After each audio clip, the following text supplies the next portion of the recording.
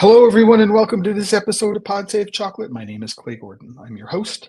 I'm your moderator. I'm also the creator and the publisher of thechocolatelife.com. Before we get into today's episode, which is going to be looking at equipment for maybe a reimagined chocolate workshop, looking beyond producing just bars.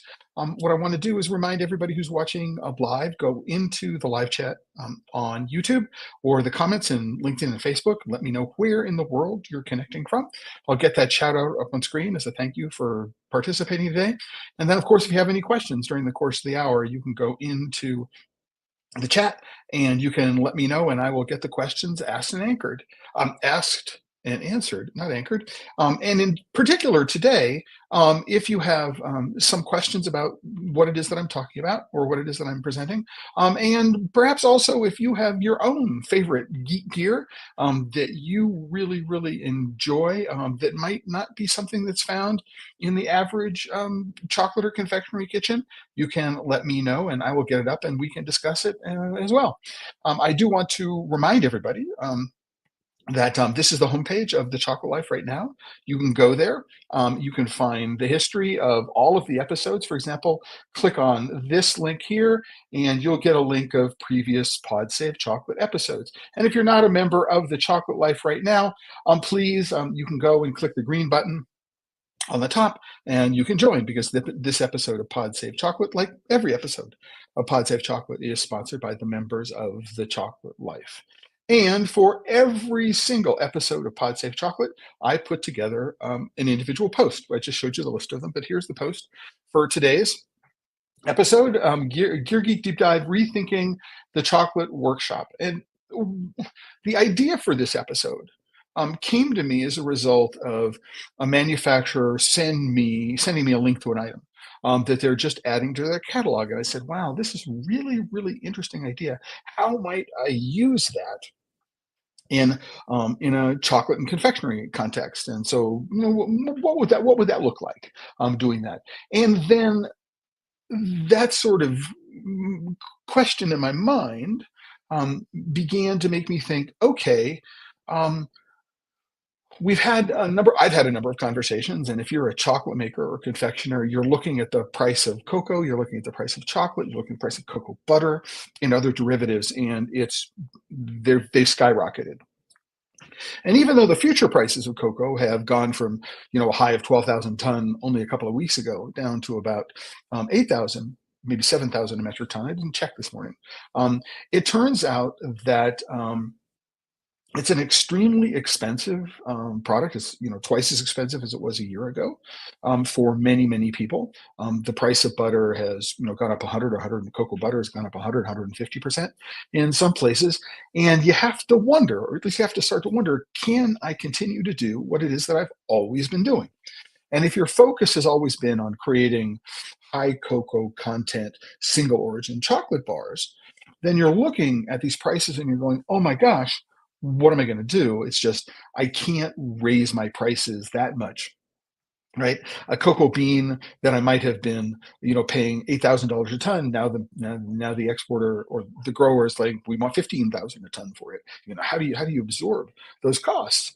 And I've had conversations with some makers, and they said, I'm thinking of changing my product line to create a whole range of products which have less cocoa in them.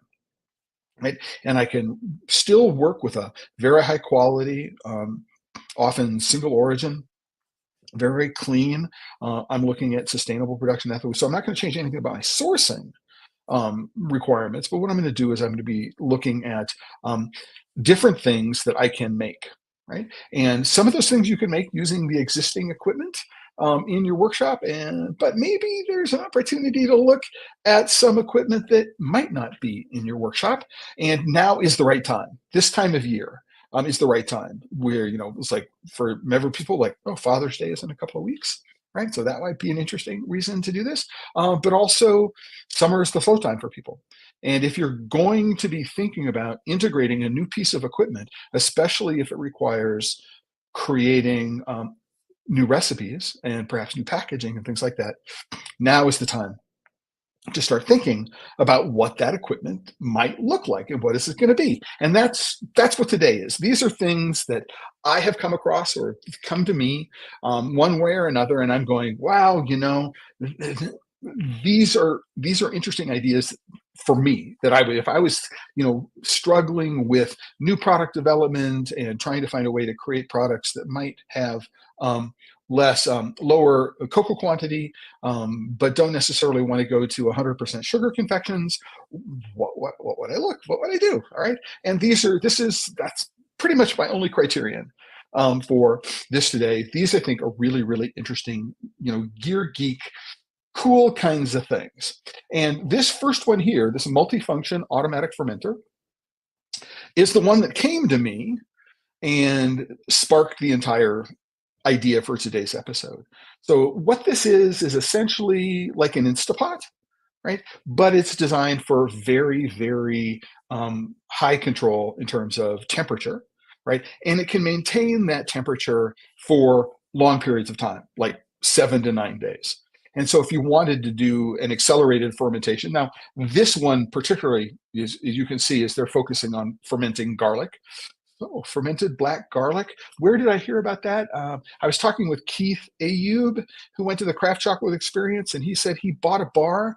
Was it from Parliament or some other, which had fermented black garlic in it. So if you were interested in playing with using, controlled fermentation, right, to be able to produce some interesting new ingredients, then this might be an option for you. I think it's a really, really cool idea. Now, the thing that also occurred to me is that this might be able to have enough thermal oomph. That's the technical term for it. It might actually be able to throw enough heat into this and maintain the heat at a particular time, so that what you could do is you could use this to create cocoa butter silk. So if you're using a hand method to make silk right now, maybe you're using a sous vide method to make silk right now, this might actually be a more interesting way to think about making silk. And I don't know what the price is. I couldn't get a price from the website. You can see this is 100 Chef. The link, of course, is going to be on the page for PodSafe Chocolate. But what I did do is I found out that there is a similar version on Amazon, right? And one of the things that I liked about this is that it's not gonna. It's here. Is that it does talk about some of the things that you can make in here, including fruit vinegars and fruit wines. And I'm thinking, man, wouldn't it be nice to be able to take some fruit, turn it into wine, then maybe go and make a reduction of it or a jelly of it. I mean, you have the ability to have a slight alcoholic hit to it. That might be something you could do. You can do fermented dairy, of course. They all talk about making black garlic for some reason. Not entirely sure why. You might be able to do some fermentation around koji rice if you're looking to think about using it in interesting ways in a bar. So I think that a little device like this is a really, really interesting opportunity, especially when you consider this is the large version. It's a 6-liter version. It's $119. There's a 5-liter version, which is under $100. Right. So really, really cool. And just a quick disclosure, any link on Amazon that you find on this page is an Amazon affiliate link. If you purchase it, I get $1.88 or 27 cents, whatever the amount is. And I'm using them as an alternative means to purchase this stuff, and maybe get it relatively quickly as well. But there are links directly to manufacturers' websites. If there's a link to a manufacturer's website, I have zero financial interest in your purchase or not thereof.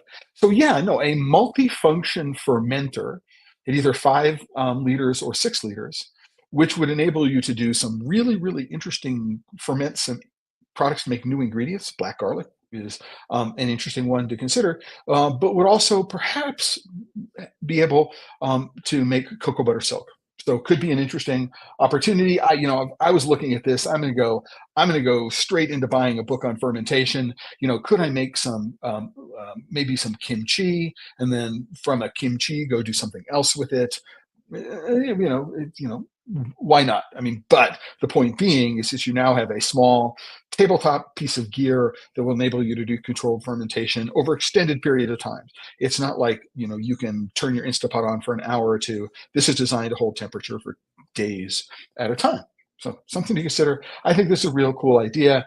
Again, this company, 100% Chef, is where I found out about it for the first time, and then I went looking for it on Amazon, um, and then it just began to be like a deep dive. I was just like this rabbit hole of, ooh, interesting things that I might be able to do. What I want, so right, this is actually something that I purchased for myself last week, because I have a chocolate closet, and what I wanted to do is I wanted to know what temperature is it in the chocolate closet without actually having to open up the door and see what temperature it was. And it's not a glass closet, and so I can't find out what the temperature is. And so this is a thermometer and hygrometer, which has a Bluetooth app, and I can go and I can keep the door to my chocolate closet closed, and I can on an app. So I have the app on my phone. Oh, I might as well show it to you. Here's the app on my phone. I can go and look at it, and I'm connected to the device that's sitting in my chocolate closet right now. Very, very cool, easy to understand. What I can do is I can get, what is the high, what is the low, and it records and it holds onto that data for 2 years. So at any point, I can take the data, which is on my phone, I can export the data, and I can keep track of this. So even if you didn't have something like, if you're just a chocolate fan, right, and you've got a place where you store your chocolate, this is like what? Well, 2 of them are $35. If you want to, you can just go buy one of these, and it's like $13 or something like that, for the least expensive version. So for $13, you download the app to your phone for free. You can have a monitor for your chocolate closet. And if you're a consumer, that might be really cool for you, especially if you've got a lot of chocolate, you've been traveling, you want to make sure that it doesn't get too warm. This is a great thing. You want to make sure that humidity doesn't get too high. I mean, the humidity here, so here's the non-Wi-Fi version, right? I've got it. Humidity today is like 24%, right? Out here, and I can keep track of where it is that I'm working, and it's a great bit of um, um, peace of mind, having something like this. And then if you want to, so, for this, you could have one indoors and one outdoors. So that might be very, very cool. But if you're a professional, they actually make multi-channel versions of these things. So you can get 8 or 9 or 10 of these, put them around your facility, and know exactly what time and exactly what humidity, what temperature and what humidity things are around. At the very, very minimum, what I do is I would suggest that you have something like this right at your tempering machine. So you want to know what the temperature and the humidity is right at your tempering machine, and you can write it down at the beginning of every work day and during the middle of the workday and at the end of the workday, so that you'll know if there are fluctuations in ambient temperature and ambient humidity that might have an effect on the temper of your finished product, which will have an effect, on the shelf life of your finished product. Really, really cool, really, really inexpensive, peace of mind. I have one. I really like it. I'm really, really happy that I made the investment in doing this. And this is the sort of thing that I do recommend to every single one of my consulting clients to put in their kitchen. Something like a temperature monitor system around the place. You can set alarms, so if anything goes above a certain temperature, right, your phone will ring or the device itself will ring. Really, really helpful, really, really useful. And because you can log it and then export the logs, what you can do is you can add this to your quality control program, if assuming you have one where you want to be able to log temperatures at that level of detail.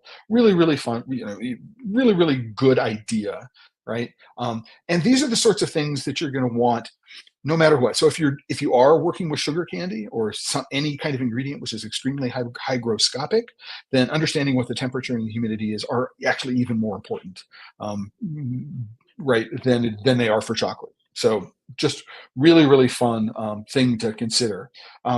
Now, on a sort of broader note, some people do have trouble controlling the humidity in their environment, or what they would like to do is they would like to have a heater which turns on and off, right? All right, and you don't necessarily. So the humidity part of this is, let's say you have a dehumidifier inside a cabinet. You can put the humidity controller in there, attach it to any dehumidifier that you want, right? And then you can use this controller. You plug in the there's a power control. You plug in the dehumidifier into this thing, and it just turn the power on and off and maintain humidity within a fairly low range, right? And the same thing is true of temperature. If you had some place where you needed to keep a relatively small place relatively warm compared to the ambient environment, and you didn't want to have the temperature up or the heater on all the time at a very high temperature, this would allow you to do something like that. Again, you plug a device into it, and this will just cycle the power on this device on and off. So you do need devices that don't have electronic switches that automatically, when you remove power, turn the thing off. So there is that aspect of thinking about what devices you're controlling with this. But these are really, really useful, and I've used them and recommended using them for controlling humidity inside of cabinets where chocolate is going to be stored, right? So if you really do need, and you want more precise control rather than just putting a silica gel packet into the bottom of the thing, this is a really, really good idea. And again, humidity control, if you're working with sugar, right, is really, really important, right? Because what is appropriate humidity for chocolate might cause a sugar-based confection to start clumping or cooking or something, or clumping, right, or some other thing that you do not want it to do because it's absorbing a lot of moisture out of the room. Uh, and this actually could be used in conjunction with a cooling cabinet. So you could have some device if you have a cooling cabinet, for example, like a wine fridge that doesn't have humidity control, a device like this, you can put a small dehumidifier and you can control the humidity inside the cabinet. It is there. On a related kind of note, kind of thing, people are interested in using sous vide. This is a different way of, this is a different kind of sous vide controller where the entire vessel is the device which provides heat, rather than you have a big vessel and you're putting a little stick controller in it. They're relatively inexpensive, and it's gone out of availability in the last 48 hours. Anyway, when I found this. So something to consider. But if you are looking at sous vide, whether you're looking at sous vide from an ingredient perspective, when you're looking for something, you're looking to do sous vide for making cocoa butter silk, this represents an interesting opportunity to think about, a small portable device which is self-contained, which is app controlled, where you can go and control the temperature of a water bath for whatever kind of ingredient production you want to use it for, or for creating cocoa butter silk.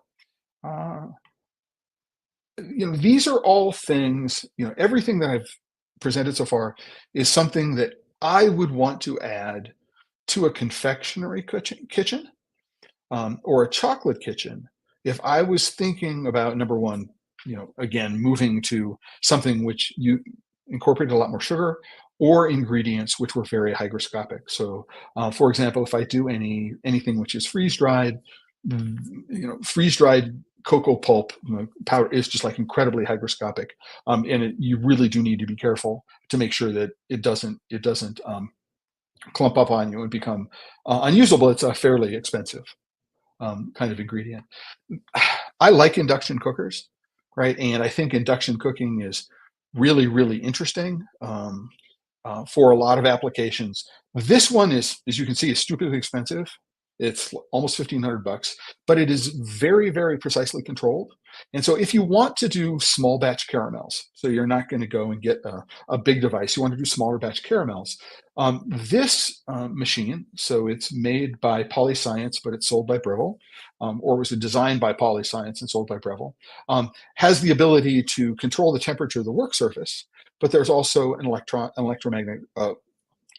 thermometer. There's a thermocouple that you can put in the device. And so you can control how fast things get hot, and control the temperature and hold them at a specific temperature for a specific period of time, right? So if you're working with delicate caramels, or you're working with reductions of any kind, or you're looking to create other, sugar syrups, or jellies, or pâte de fruits, Turkish delight, all sorts of other kinds of confections, but you're looking to do it, small batch, so 8 quart I think is about the largest kind of pot. You're going to 2 gallon. You're in a larger pot. You want to put this. Is what is it? 8 quart is about 3 liter.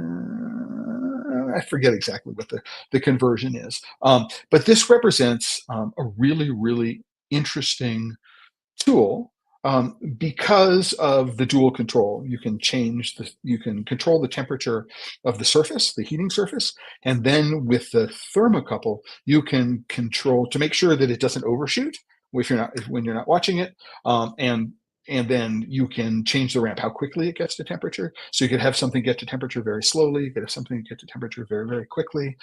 It's a really, really wonderful device. I know lots of professional chefs who use these in their kitchens rather than just a straight induction burner. Um, Really, really important, especially if you're going to start looking at. So here's an example of the probe in the picture, especially if, again, you're looking at confectionery items. So you're looking at sugars, you're looking at jellies, you're looking at things starting off with syrups or reductions. This is a really, really precise. And in the long run, it will save you time and money from not ruining batches and getting batches done more quickly. So again, if I was doing pâte à fouille, if I was doing jellies of any sort, Turkish delight, this is the device that I would want to get for myself.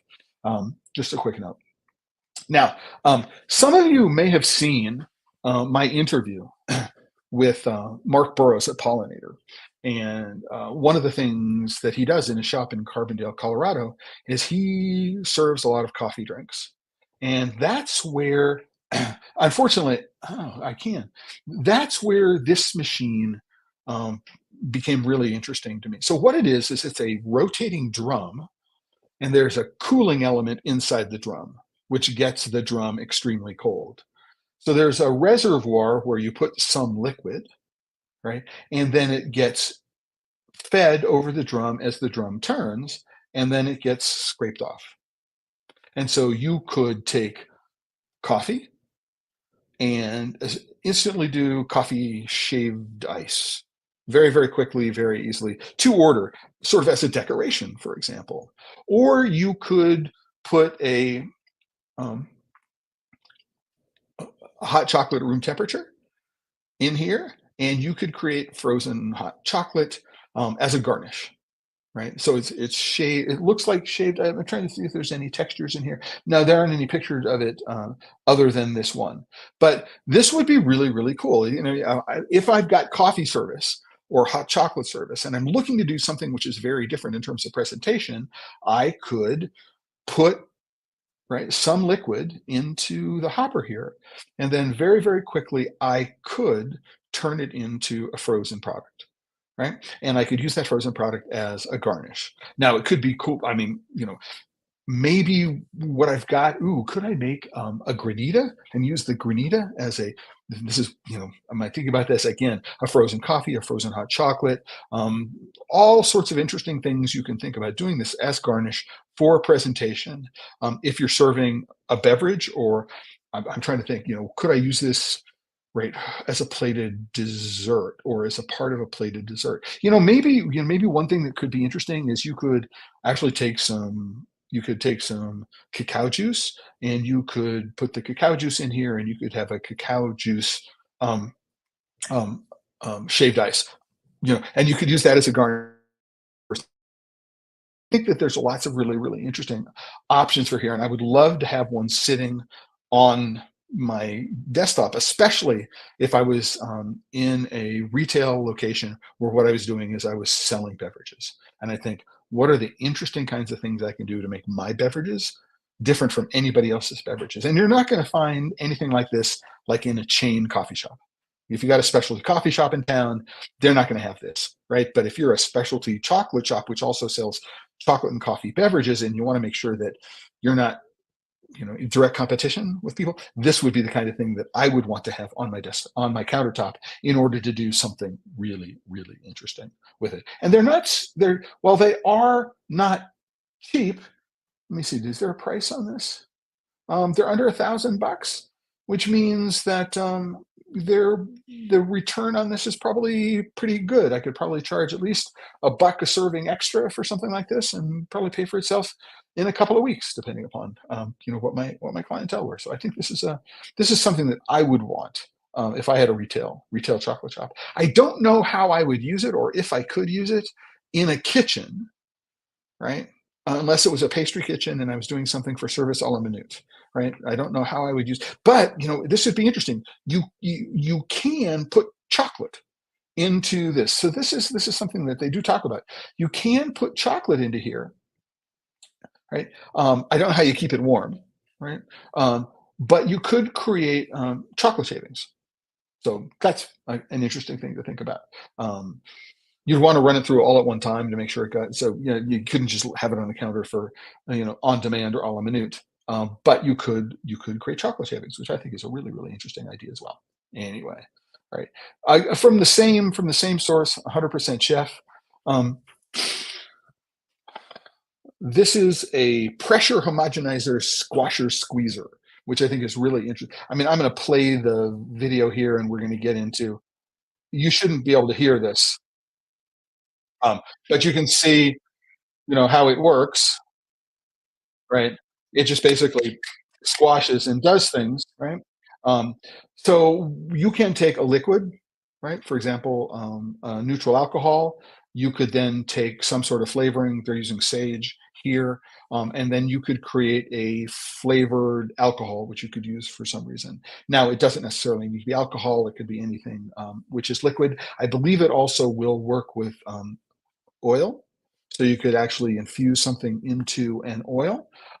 And so very, very quickly, I can create, like very, very quickly, like in 2 minutes, I can create an infusion, which might take me 4 or 5 hours or overnight to do it another way. So let's say I'm infusing milk or cream with something, an ingredient that so I'm taking some sort of herb, some sort of spice. It might be even coffee beans. I'm not entirely sure, but I could take this, and rather than it taking me hours and hours and hours or overnight or longer, I could go and create that um, flavored liquid, for example, for incorporation into a ganache, more within minutes.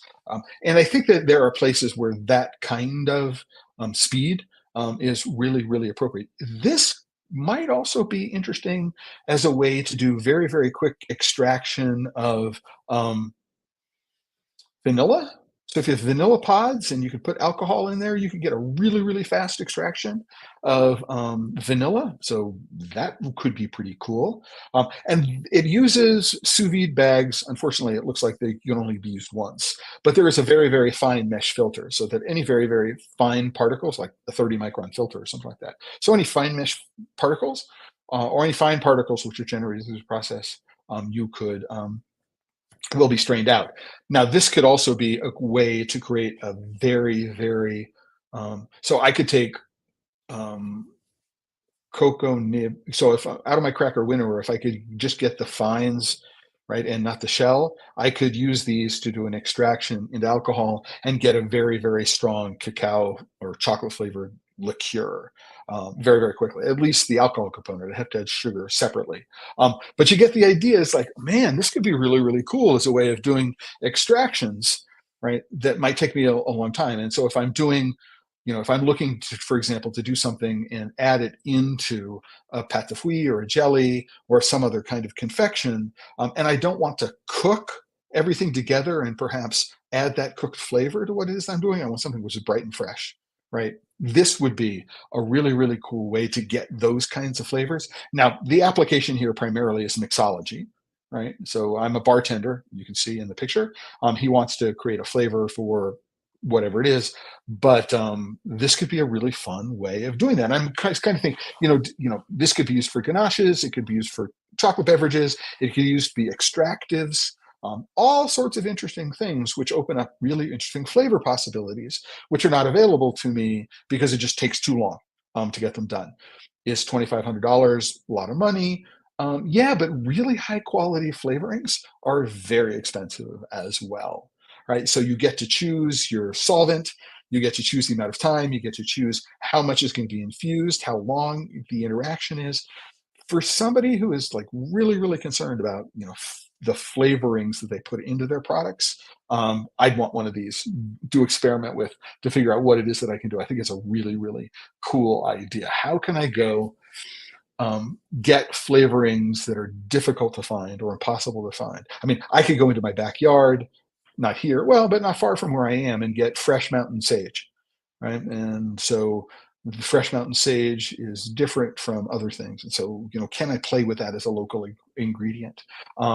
I would really, really love to see how to go about doing that. So I want one of these in my new product development kitchen for exactly that reason. This one is a little bit different.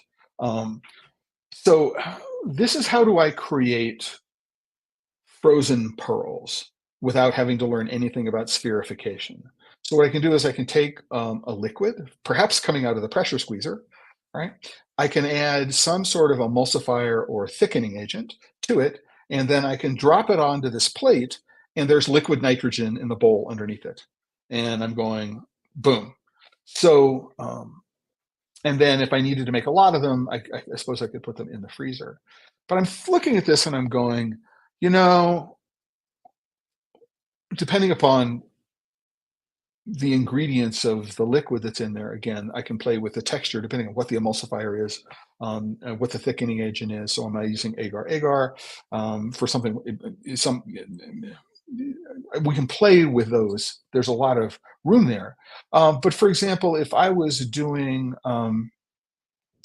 something, could I put these pearls into a little bowl as a presentation, and people could put them into their an iced chocolate, or as I could use them as flavor bombs in an interesting kind of way, if that makes sense.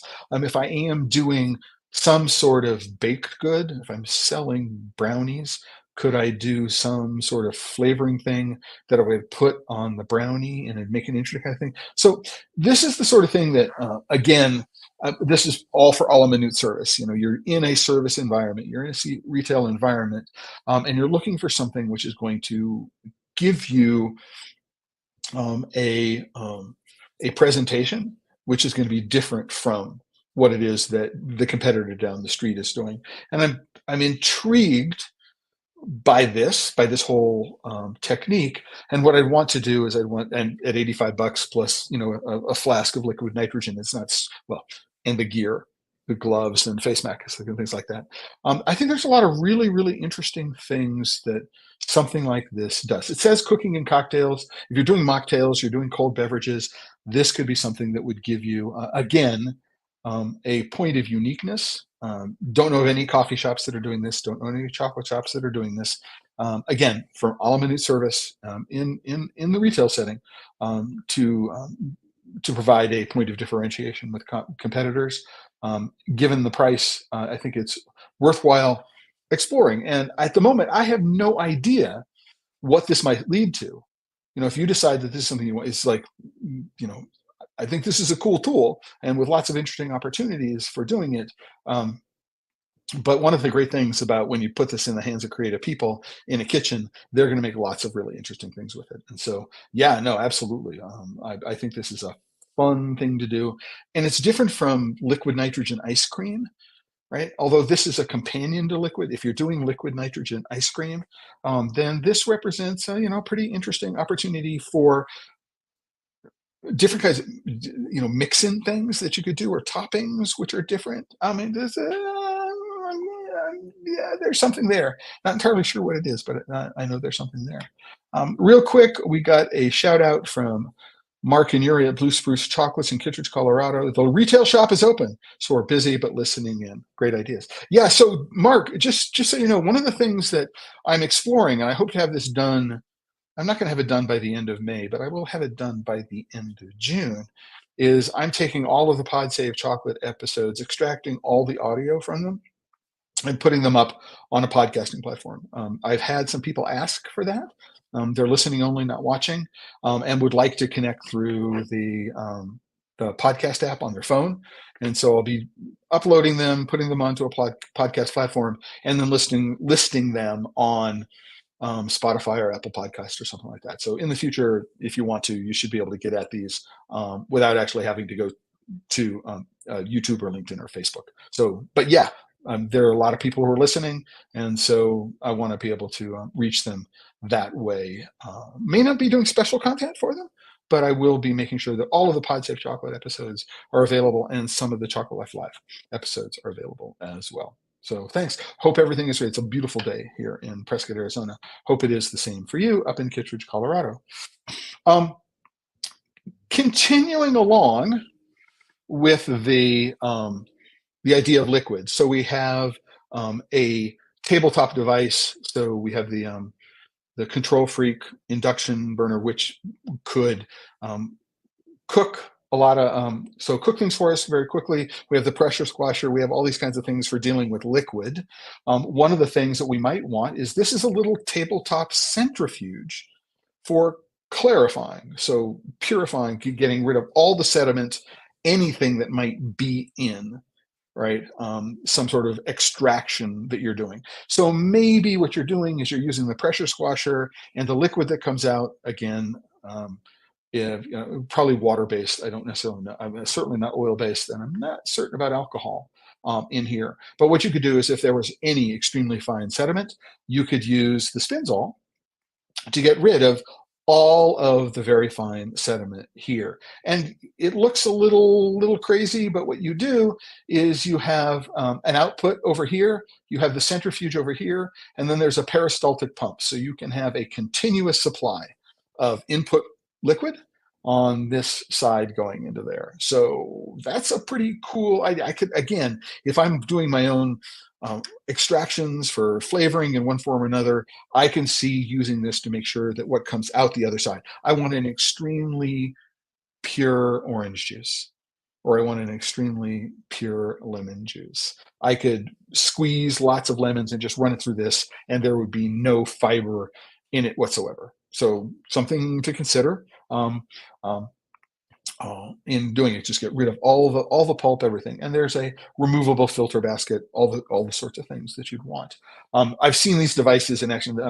Booker and Dax is one of the guys behind it is David Arnold, who is a mixologist, and before that, he's also big in molecular gastronomy worlds. And I've met him in New York City. Interesting guy. And this is one of those devices that, if I had a couple extra bucks and room on my shelf and was making my own, pure fruit and other extractions, that I would want to have on my kitchen to play with. Because I think that, so here's a place to jump in and say, if you're watching, go into the comments, right? Let me know where in the world you're connecting from. If you've got a question, right? Please put it into the comments as well. And we're watching Pod Safe Chocolate. It's up here on the top, so you know what you're watching. But here's the point: if you call yourself a bean-to-bar chocolate maker, you run the risk of just making bars, right? And if you're just making bars, you're in one of the most crowded segments of the marketplace, right? Rather, what I think you want to do is you want to say, I'm a chocolate maker. What is it that I can make with chocolate, right? And if you have 100 people who are all making a 70% two ingredient single estate from, Bajofo estate in Madagascar in a melanger, how do you differentiate what you're doing from what everybody else is making, right? And we talk a lot about ethical sourcing and sustainable sourcing and direct trade and things like that. But the focus we have often on single origin, right, is single origin in cocoa beans. There's not a lot of work that's being done on thinking about single origin ingredients. So, for example, if I had an apple pâte de fruits, right, could I make a Granny Smith apple pâte de fruits with my own juice, right, that I'm sourcing from a local farmer, right? Could I make a Pink Lady pâte de fruits with apples that I'm sourcing from a local farmer, right? Listen, could I take fresh sweet corn, right? And then with that fresh sweet corn, grind it up to create a sweet corn milk, right? And then get rid of the fiber, right? So, and just using a conventional filter bag or a nut milk bag is not going to get you what you need to do in order to do this. This is a great way to do it. What would you do with, freshly ground, heirloom corn, right, as an ingredient in a product. That could be pretty cool, and I could have that expression of corn. So I could have fresh corn this way, and then I could have a roasted corn.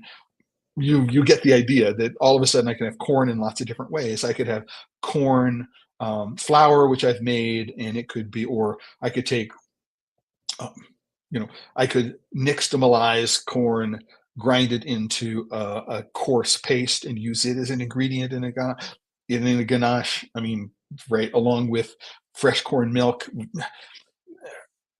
This is where the focus on, hey, I'm a bean to bar chocolate maker and I make bars is really, really limiting, I think, right? And there are tools and techniques that you can use, right? To go and say, yeah, I'm making bars maybe, and I might not just be thinking about, like this pure expression, like everything has to be, just single origin, no added anything. Your customers like stuff. I mean, and they like white chocolate, they like milk chocolate, they like chocolate with flavorings and inclusions. And what can you do if everybody else is buying praline from the same place, right? Or you could be making your own praline. How would you make your praline different from what everybody else is doing, right?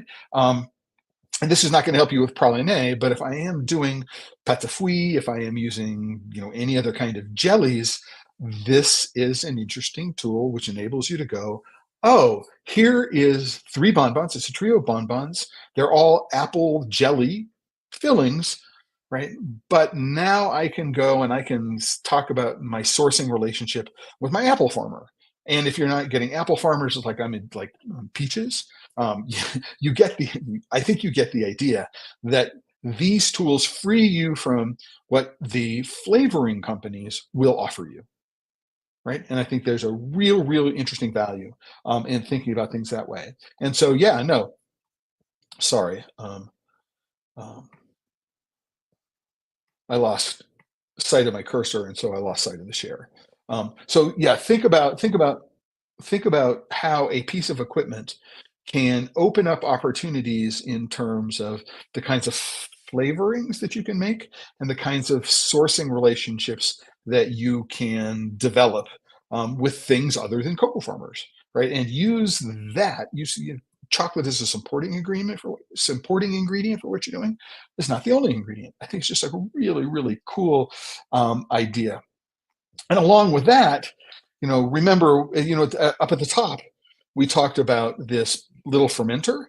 Well, here is a distiller, a tabletop distiller, which is not a rotovap, but it's a tabletop distiller to go along with your fermenter. So you can ferment something, get an alcohol content, and then separate the alcohol content of it from the water content of it and concentrate it.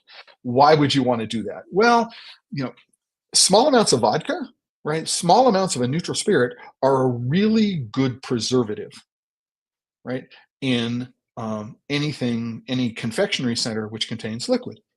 And you can, many recipes say, put a small amount of vodka into the center because what it will do is it will kill any bacteria, right? So it will extend the shelf life, and very small amounts, and depending upon the state, there's no control board because it's not an alcoholic product. You're under 0.5%, I think, and you may not even need to declare it again, depending on where you are. And so, for example, if I was doing this, I could ferment my apples, right? And I could make a little apple alcohol, and I could use that apple alcohol in a fruit product in order to extend shelf life, a confectionery product in order to do that. Oh, lots of interesting things that you can do. I could use the squasher to make an extraction of fresh mint and water. I could ferment that mint extraction, and then I could get a mint alcohol, which could be used like as an aromatic in a presentation. It could be used to, if I was doing a mint flavored center, it could be used to extend shelf life. I mean, there are lots of interesting things you can do when you get beyond this is what a chocolate maker normally uses to make chocolate, or what is the technology that's in most confectionery kitchens? Not much. Right. And so you become dependent, as I said, on your suppliers and what your suppliers have. If your supplier does not give you the flavor you want in the carrier that you want, right, at the strength that you want, you're limited. But these devices remove all of those limits. You can do them. Very, very, very, very cool idea. Um, Again, sorry about that. Again, losing where my cursor is because I'm getting excited and I don't know where my hands are and going to do. Let me go back and share the screen. So anyway, um, I have my corners of my screen set up to hide things. So here's another thing. Um, if you don't have a dehydrator, you should have a dehydrator. You can take many kinds of local fresh ingredients from the local farmers market or wherever. You can dehydrate them, and you can dehydrate them to different levels of texture and moisture content. But if you get things very dry, you can powder them. So if you're looking for raspberry powder or you're looking for strawberry powder, again, you can have a source. We source our raspberries from this local farmer, then we dehydrate them and powder them. And we use those dehydrated raspberries from this farm, right, for our product. Very, very cool. What's great about this one is, again, it's Broad and Taylor Sahara folding food dryer. There's a stainless steel, there's a version of this which has polypropylene shelves, not just stainless steel shelves, but this one is foldable. So when it's in use, it's this big thing here, but when you're not using it, it's this little tiny out of the way thing. I have their proofer, and it just like opens up and closes down really, really easily. And so I'm thinking, if I love a dehydrator. I used to have a dehydrator. I don't currently have one. It's in storage. No, I gave it to my daughter. But if I was going to get another dehydrator, this is exactly the kind of thing, because I don't necessarily want it out on my shelf, occupying enormous amounts of space. I want something which is compact when I'm not using it. And this is a folding one, and it fits all the criteria that I have. You can get a variety of coverings for the stainless steel shelves, which enable you to do a variety of things. What might you do with this? If you can get your hands on a supply of bulk cacao pulp, not freeze-dried cocoa powder, but cacao pulp, you can dehydrate the cacao pulp into fruit leather. Ooh, but not just cacao. I mean, I can tell you the Madre chocolate triple cacao bar, which is cocoa beans, cocoa nibs, and cacao pulp fruit leather, is an amazing bar. And I think there are lots of things that you could do with this with cacao pulp leather as an inclusion, right? It could also be used if you didn't get it too dry. So you've got something which is not quite there. You could use it as a layer in a multi-layer bonbon, right? You need to make sure you can. There are lots of things that but the point being is, if you do not have a dehydrator in your kitchen, you need to get a dehydrator. You can say, how can I create, again, sourcing relationships with local providers so that I can start thinking about not just single origin, what is the origin of my cocoa beans, but what are the origins of my flavoring ingredients that I'm using? Right, really, really, really important to start thinking about that as a differentiator from your competitors. And yeah, that's it. So I wanted to talk about this because I think it's important. This is a folding proofer, also from Broad and Taylor. This is the one I have, and I bought it during COVID for fermenting sourdough and things like that, and making yogurt and other kinds of things. This is really, really useful if what you want to do is you want to keep relatively small amounts of colored cocoa butter at the right temperature. It's a really, really good thing. And then you can make yogurt in it, you can ferment bread dough in it, you can do all the things, proof bread dough in it, you can do all of those kinds of things. It's a really, really useful thing. And again, it folds up, so when you're not using it, it's in a really tiny place. So if you do have things that you need to keep at a relatively narrow temperature, right, and use them, this is a great option for doing those kinds of things. There's not enough power in it to melt a lot of chocolate, but if you had a small amount of chocolate that you needed to keep at a specific temperature over the course of the workday, again, colored cocoa butter, this would be something that you could think about using. This little device here, the Sourdough Home, neither of these things, this folding proofer or neither of these things have enough heat power, wattage, to be able to make cocoa butter silk.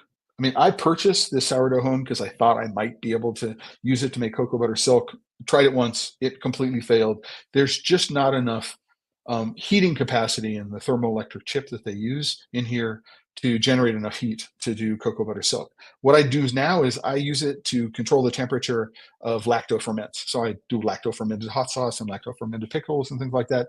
They're really great. Ooh, I'm in Arizona, lacto fermented hot sauce. I mean, can I then dehydrate the lacto fermented hot sauce and use it as an ingredient or as an inclusion or as a flavoring? Yeah. But number one, do not get the sourdough home because you want to make cocoa butter silk with it. It won't work. Neither of these full folding proofers, again, not enough heat in it. But if what you want to do is you want to keep something like cocoa butter or small amounts of chocolate, colored cocoa butter, small amounts of chocolate within a fairly narrow temperature range, these are good options, and they will have the advantage of storing up and getting out of your way when you're not using them. So really, really, it's a really, really good complement to a dehydrator. I will go there. The next thing is this is something I wanted, a freeze dryer. So this is a company called Harvest Right. They are offering small scale.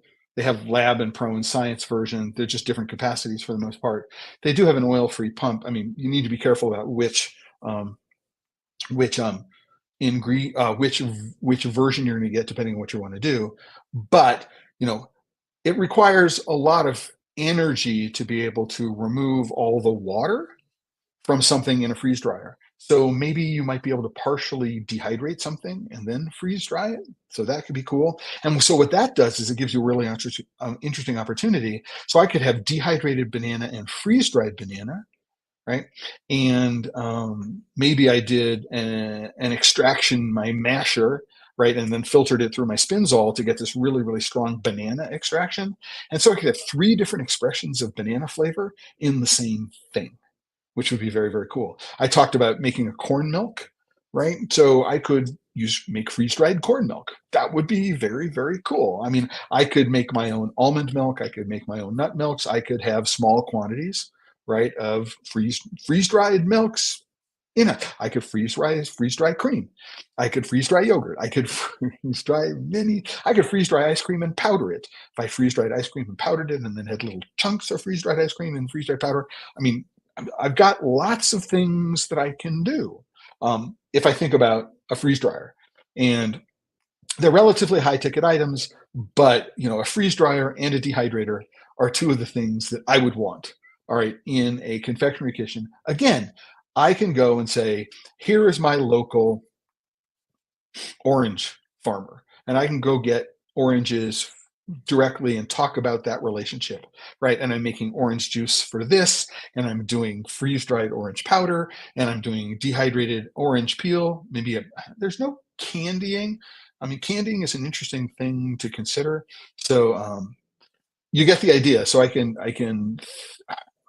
think that one of the futures for this world of craft chocolate makers is to think beyond the bar and what are the kinds of tools that you would make what is you're doing unique and different from what everybody else is doing. And I want a freeze dryer and I want a dehydrator in my kitchen if I were to do these things for lots of reasons. And then, of course, you could use it to dehydrate or freeze dry your own food for your kitchen table. Now, this is so the next piece of equipment is are expensive pieces of equipment, and the reason why I included them is because when you're doing everything by hand, the cost of labor becomes a very, very high percentage of your final cost of goods. And if you have no control over your cost of ingredients, right, cocoa, what you do have control over is the amount of labor and the price of labor, right? And so one way to make your business more profitable is to invest in things which increase your productivity. And one of the things that you can invest, right, in terms of productivity is a one-shot machine. So this is a one-shot machine. It's from a company in Brazil called Vonin. This is their C3 Pro. It is 3 nozzles, and it has 2 hoppers, as you can see. One hopper is for chocolate, another hopper is for whatever your filling is. And you can produce, so you can go through and look at it. So 2,000 units per hour based on 30-gram pralines, 75 grams per nozzle. So let's say that what I did is I organized this. So all I wanted to do was deposit bars into chocolate, or bars into chocolate into bar molds, right? So I can organize this so that I could do a, you know, 3 20-gram deposits into a 60-gram mold, and I can do thousands of them an hour. Assuming I can keep the hopper filled, I can do that. It turns out that you can make a lot more money selling a 20-gram bonbon than you can a 20-gram piece of chocolate, right? So think about that. So what this does is it gives you, number one, is you can go through all your bar depositing really, really quickly. It's relatively easy to clean because all you're doing is cleaning the hopper, right? You can choose this from a 3 nozzle to a 2 nozzle to a 1 nozzle right on the machine, relatively easy to do. And this machine price is around 21,000. If you want this particular machine, you can contact me. I can arrange to get it for you in the United States, or actually pretty much anywhere in the world. That's where the language is either Portuguese or English, right? Because that's what the user interfaces are in. But this kind of investment is going to say I can be more productive in my primary chocolate bar production. Now, if you can, there's a hopper, and you can get a mixer for the hopper. So if you are doing inclusions, you can keep the inclusions mixed in. They'll do up to maybe 3 millimeters in diameter in the center, right? Not in the chocolate itself, but in the center. So you can do small inclusions in this. You can do your bars more effectively, more efficiently. You can make new product bonbons, right? So the variety of centers very, very quickly. You know, if I can make 2,000 bonbons per hour at 30 grams a piece, which is huge, right? So a French one is going to be 15 grams or so half that size. So I can do, if I can do 200 strokes an hour times 3, 600 pieces. I mean, think about, you know, how long it would take you to do that conventionally. You're investing in hardware, but you're reducing the per unit cost in terms of cost of labor, and you can scale up production, and you have flexibility, which is something you might not have. It's like a one piece of equipment that does all of those things for you, which is very, very cool. The other thing you do is you can actually do new things. So on this particular one, the belt moves up and moves, and the belt travels, and you can program it. So you could do a languichat, so a cat's tongue, directly onto a placket, some sort of piece of polycarbonate or food grade plastic, which sat on the belt. You wouldn't want to do it directly on the belt, but you could do it on something that you can then put into a cooling rack. So I could do a cat's tongue. I can do filled cat tongues. So imagine that I had cat tongue and I wanted to do a peppermint paste. I could do a peppermint paste inside of a cat's tongue. Very, very cool. All right. So, and then I can play with the parameters of how it lifts and how it moves back and forth and all that kind of stuff in order to be able to play with the shape. So this not only will make you a device like this will not only make you more efficient, right, at doing some aspects of things. Yeah, you know, and you could get a better depositing head. That's certainly very true. For your tempering machine, and Fairbank Engineering makes like probably the best depositing heads for small scale chocolate makers at the moment. But there's a flexibility here in terms of getting to the one shot aspect of this, which enables you to open up your product line and be able to offer a lot of stuff. And you know, even if all you're doing is, listen, you want to buy you have to buy 1,000 pieces. Like even if you're doing just bulk orders of stuff, right? For whatever reason, amenities, whatever it is, this opens up new markets for your products, which use your chocolate, right? But are not necessarily 100% chocolate, right? And so that's really important, and tend to have a comparatively high value in terms of retail pricing. Really, really, really interesting to think about this. So if you're, you know, this is a Brazilian one. I also have a relationship with a Turkish manufacturer.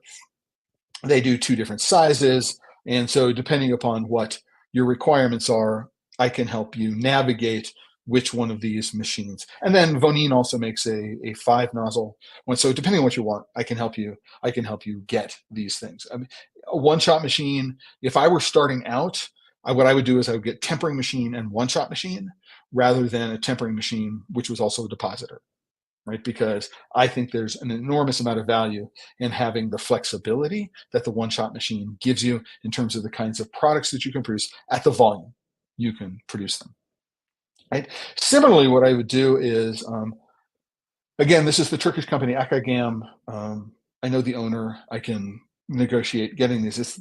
Their pans are all over the place, but they make a small tabletop pan. Um, Panning is one of the highest volume, not highest volume, but highest return items that you can produce. I mean, it does require special skills in order to be able to pan well, right? But if you want to be able to take your chocolate in relatively small amounts and then put it around a center, um, um, and sell by weight as opposed to by bar, which is really an interesting bit of psychology when it comes to the consumer. I want an 8-ounce bag of this panned item. So you can do in this one thing, panned nuts, panned malted milk balls, panned, fruit jellies, hundreds of different things that you can do in here. And it makes sense to start off with a little tabletop machine to be able to get your skills down, right? And then be able to say, what is the next size up for what it is that I'm looking for. Again, bars are great, all right, but panned items might be even better, or as a first next thing to consider in order to be able to expand your product line. Especially, I mean, if I was in Brazil, I mean, going back to, and I could get my hands on fresh jabuticaba, and I could take the fresh jabuticaba and turn it into jabuticaba jelly, and I could make this jabuticaba jelly into a center or a patafouille that I could use. I mean, think about something which is interesting that way, that not everybody, you're not going to, you know, most other flavor houses to get these kinds of things. So think about that. You have a couple of these machines, they're not stupidly expensive. I would stay away from the um, the KitchenAid attachment. I mean, you might be able to learn a little bit of the skills and techniques, but you want to work on a small machine and really understand what it is you need to do, because that will help you scale up into production. This is from helping teach classes on those little attachments to the mixers. But this is one place that I would definitely go. So if I could only have if I could have three pieces of production equipment, right, for producing end product, I'd want to have a one-shot machine, I'd want to have an enrober for my tempering machine, and then I'd want to have a panning machine. And those three machines, in terms of outputting, generating finished product to sell, are going to be insanely flexible in terms of what we're doing. Not about manufacturing chocolate, that's not what we're about, but in terms of creating new product. Now, I want to go back and talk about something else that it didn't occur to me. So I'm here, and let's see, what I want to do is I want to go to the bread baking one. And one of the things I noticed is they have a dough sheeter. And I'm going, what can I do with a dough sheeter? So imagine I was making a product which sort of had the warm, so when it cooled, had the texture of a Tootsie Roll, right? But what I wanted to do is I wanted to make sure that I could roll it out into sheets that were the same thickness, guaranteed, right? So while it was warm, could I use, this is like a $900 tabletop dough sheeter. So could I use something like this in order to be able to run a mass, right? Which is sugar. I don't think it'll hold sugar candy. Sugar candy is too hot and it's not going to do it. But you could use other kinds of confectionery items. In terms of pliable doughs that you can make, and run it through a dough sheeter, and then run it through a caramel cutter or something like that. I mean, I'm going, man, that's really, really cool. I would love. I'm going.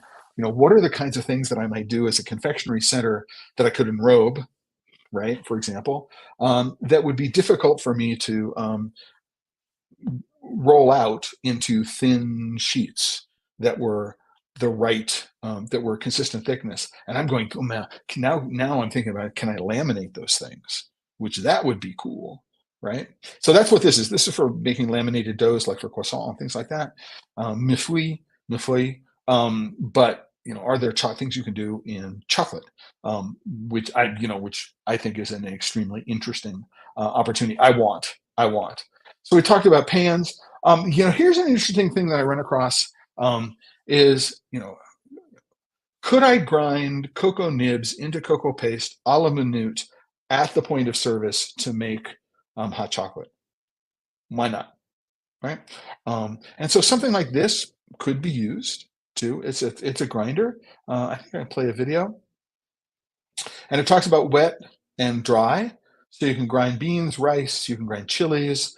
So again, if you're talking about a wide range of flavoring ingredients, you can do this. It will then go and soak soybeans for making your own soy milk, which means you could make almond milk or something like that. And there are lots of things that you might do with this. But if you're doing it a la minute and you're creating an experience inside a retail environment, there are lots of values. And I'm very, very confident that you could put cocoa nibs into this, and refined cocoa nibs as well into paste. It's obviously not going to be efficient as a pre-grinder for making chocolate, but if you were doing hot chocolate a la minute, this could be a cool thing to offer people as an experience, right? For events or something like that. It's just consider it. What we're trying to do is we're trying to forget what boxes are. And when you think about yourself as a bean to bar chocolate maker, and what you think about the kit of tools that you normally use as a bean to bar chocolate maker, it's a relatively proscribed set of tools. And what I want to do is I want to give you some ideas for things you might think about, which will expand the range of tools you have to create ingredients and components which are going to make your products different and better than anybody else's.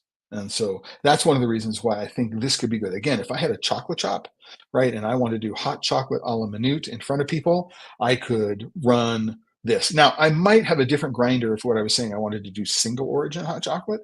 So I might have a vertical grinder and I'd have a steel burr grinder that there would be different equipment that I would use if I was doing something like that. But this could be, if I can't get a metate and explain how a metate works, although a metate would be perfectly reasonable alternative, this is an interesting idea. Very, very quickly, we're almost at the end. We're past the hour. A couple of things. Number one, give yourself some reading this summer. So this is a book about ice cream, cocoa, chocolate, and other milk products. So if you're thinking about any of the other things that I mentioned about in terms of equipment and providing ingredients, especially liquid ingredients, what you might want to do, other forms of dairy, this is a book, reading material for the summer to give you ideas about, how would I go about incorporate some of these things? So you've got production concerns, shelf life concerns, a bunch of other concerns. This is a book that you might want to consider getting as part of your reading for the summer. I'm a huge fan of the author Edward Tufte. I mean, I've ran across his book. I want to talk about the visual display of quantitative information. Probably in just at RISD, at Rhode Island School of Design, when I was there in the early 1980s or just shortly thereafter. I think it's really, really important to be able to, train the way you think about things and to be a skeptic about graphics and the information that people are presenting to you. This seeing with fresh eyes for meaning and space data and truth is, there is you have the opportunity to buy these books, this item with the visual display of quantitative information, as well as the envisioning information. If you just wanted a really, really quick primer in how to go about looking at graphics, and good examples and bad examples of communicating, because you want to be a better communicator in your packaging, and just generally, these are books that I highly recommend. They're great on your shelves. They can be challenging reads, but there's a lot of interesting pictures inside them as well. And if you're looking at ways to just really supercharge your packaging in new and interesting and different ways, this is definitely a book that I would consider getting. And then finally, I wanted to do one ingredient. And so this is an ingredient It's available through Valrhona, as you can see. Their internal brand SOSA. But this is an emulsifier, which is based on citrus fiber. It's not an emulsifier, which is based upon vanilla soybean extract or some other extract. It's a powder, and no, is it a powder? I'm not entirely sure. I haven't purchased it. It is a powdered emulsifier. But so if you want to make something which is gelled, right, and don't necessarily want to use gelatin, and you're looking for a thickening agent, this could be a really, really interesting alternative. I don't think you could use it. I don't think you can use it in chocolate, but there are lots of other things. If you're looking at any of these other techniques associated with equipment that we talked about over the course of the last hour or so, this could be a really, really interesting ingredient for you to consider in terms of making bringing any of these ideas and being able to play with the texture and the viscosity of what's going on. So just something to consider. I know somebody who's using this, they're using it in a really, really interesting kind of way, which is why I wanted to talk about it. And that's all that I have for this episode. What I want to do is say this coming episode, Tuesday, is going to feature Natalie Nichols, who's the founder of Magno Chocolates. They're located in Medellin, Colombia, and we're going to be doing an interview and tasting, including it's a coffee, so we're going to do Colombian coffee and Colombian chocolate. I'm really looking forward to that. And then on Friday, June, so I'm jumping ahead. I don't have it. The first Friday in June, which I think is June 7th, my guest is going to be Joan Kukos. And Joan is the founder of Chocolat Moderne in New York. I've been friends with Joan. We had a chance to talk about this for over 20 years, just at the start of her business. We've known her forever. And she's got a new product line, which is based on an olive oil. And so it's olive oil centers. And so lots of, interesting catch up in terms of history and how this whole project came about. So we're going to be doing a live tasting on Friday the 7th. And there's going to be a special offer. If you're a Chocolate Life member, there's going to be a special offer around these products for Father's Day. So if you're not a member of the Chocolate Life, excuse me, I'm going to sneeze. I think I want to sneeze. If you're not a member of the Chocolate Life, what you can do is you can scroll to the top. Now, I'm logged in. My account, I'm logged in my account, so it's this account. But if you're not logged in, it says join, or there's this little icon here in the lower right-hand corner. It will just say join or plus or something like that. So that's how to join the Chocolate Life. If you want to, you'll be on the mailing list.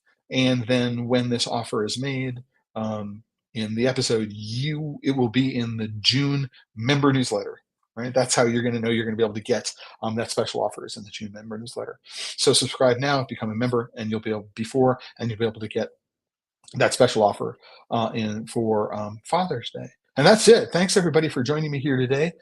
It's been fun for me. I went through all of this really, really quickly. If you are a member of the Chocolate Life, you can go down and ask questions in the comments in the member discussion session. Happy to figure out, happy to continue the discussion. Really interested in knowing in your thoughts about some of the equipment, what you think about equipment that you have, right, that you found interesting, that's not on this list, but trying to accomplish some of the same things. Also want to know about that.